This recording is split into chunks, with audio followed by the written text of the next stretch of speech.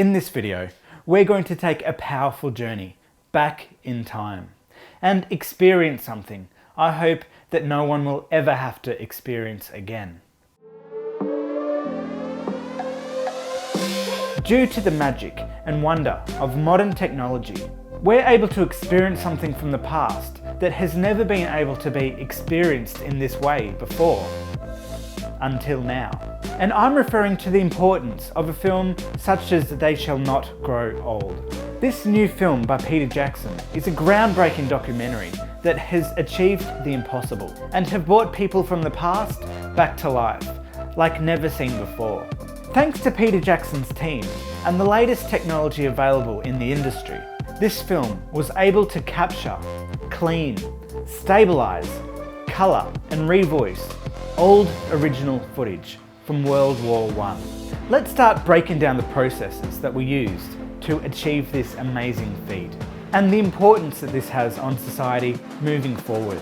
Today, with digital technology, we're so used to being able to hit a record button and footage will be automatically recorded.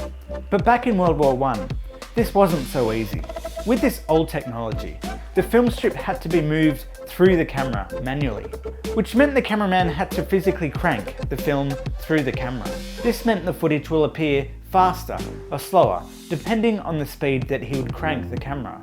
And this process meant people would appear moving too fast or too slow. Peter Jackson's team would have to play with this old footage and retime it by eye, so the footage looks as it would have in real life, which could be called a Goldilocks zone of frame rates, where the footage isn't too fast or too slow, it's just right. Another side effect of these old films is the shaky movement caused by this primitive technology and the aging of these film strips. This meant that every shot would have to be digitally stabilized to remove all the shaky movement and make the footage feel smooth.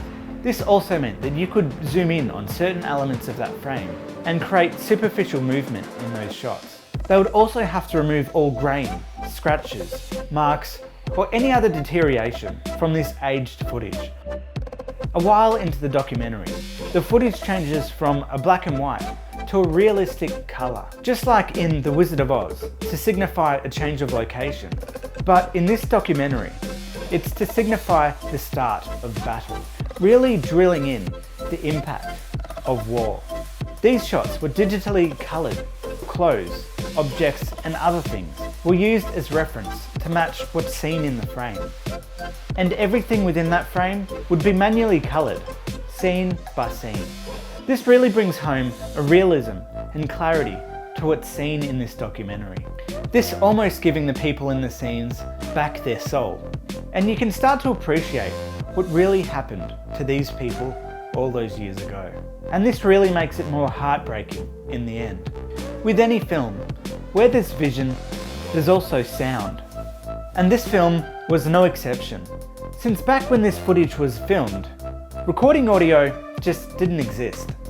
The sounds in these scenes were remade from scratch. All gunshots, explosions, footsteps, screams, yells, tanks, horses, and any other noise was recorded using real-life, authentic World War I equipment that were actually used during the war. They even had professional lip readers to work out what the men were saying. And they had British actors to re-record these lines. This giving a voice back to those people from those dark days. The feat that was achieved with this film isn't to be understated. It allows us to bring old footage back to life and bring a realism and clarity like what has never been seen before. This day and age, for us living in these first world countries, for most of us, with our modern rights and luxuries, the horrors of world wars such as this are just shadows from the past. And we can't imagine what it would be like to be in a situation that those men and women had to face. And the men and women facing those situations today. But it's for films such as this that we can get a window, even for a little while, into the experiences that these men had to face. But the most important aspect of this is to allow the people from all those years ago to live again and be immortalised, so these people will never be forgotten, so that they shall not grow old.